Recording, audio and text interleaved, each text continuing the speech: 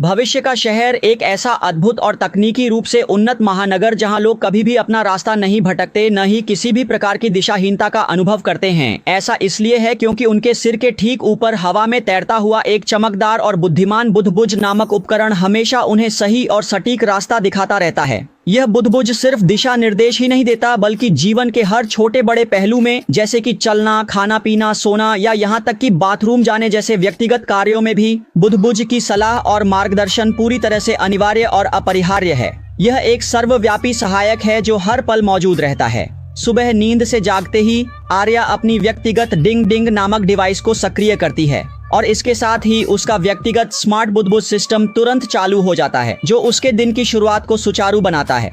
अपने दोस्तों के साथ वीडियो कॉल पर बात करते हुए वह अचानक देखती है कि उसका एक करीबी दोस्त इस समय ऑनलाइन नहीं है और उससे संपर्क नहीं हो पा रहा है।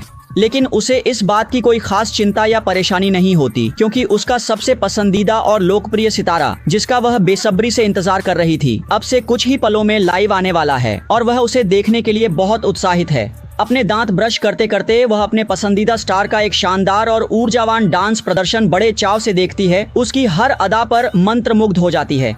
अचानक उसकी स्क्रीन पर एक अनजान और अपरिचित आदमी प्रकट होता है जो घबराया हुआ और उत्तेजित होकर चिल्लाता है, शहर पर एक बड़ा और भयानक हमला हुआ है। आर्या उसे तुरंत एक पागल और भ्रमित व्यक्ति समझकर बिना किसी हिचकिचाहट के ब्लॉक कर देती है, ये सोचकर कि यह कोई शरारत या गलत सूचना है। थोड़ी देर बाद जब वह अपने घर से बाहर निकलती है और शहर की सड़कों पर कदम रखती है, तो उसे उस शहर का असली और भयावह चेहरा सामने आता है जिसे वह अब तक जानती थी। यहाँ के अमीर और आवारा लोग जो समाज के उच्च वर्ग से संबंध रखते हैं, दिन में सिर्फ 2 घंटे ही काम करते हैं और बाकी का पूरा समय वे मौज मस्ती, ऐशो आराम और बेफिक्री में बिताते हैं, जैसे कि उन्हें किसी बात की परवाह ही न हो। तभी उसका एक दोस्त, जो पूरी तरह से घबराया हुआ और भयभीत है, उसके पास आता है और कांपते हुए कहता है, 2 लोग, हमारे 2 साथी अचानक गायब हो गए हैं और उनका कोई पता नहीं चल रहा है। आर्या फिर भी उसकी बात को पूरी तरह से नजरअंदाज कर देती है और उसे कोई महत्व नहीं देती, यह सोचकर कि यह सिर्फ एक छोटी मोटी घटना है। लेकिन इस बार उसकी स्क्रीन पर एक युवा और गंभीर लड़की आती है। वह खुद को बुद्धबुज निरीक्षक बताती है, जो बुद्धबुज सिस्टम की निगरानी करती है और एक दृढ़ आवाज में कहती है, बुद्धबुज को तुरंत बंद करो और अपनी आंखों से अपनी वास्तविक दृष्टि से दुनिया को देखो। उदास और थोड़ी परेशान होकर आर्या अनिच्छा से अपने बुद्धबुज को बंद कर देती है, क्योंकि उसे लगता है कि यह एक अजीबोगरीब अनुरोध है और जो दृश्य उसके सामने आता है उसे देखकर वह पूरी तरह से दंग रह जाती है। उसकी आंखें फटी की फटी रह जाती हैं। 2 मीटर लंबा एक विशाल और चमकदार सुनहरा कीड़ा, जो देखने में बेहद भयानक है, उसके एक सहकर्मी को धीरे धीरे और क्रूरता से निगल रहा है, उसे अपने अंदर समा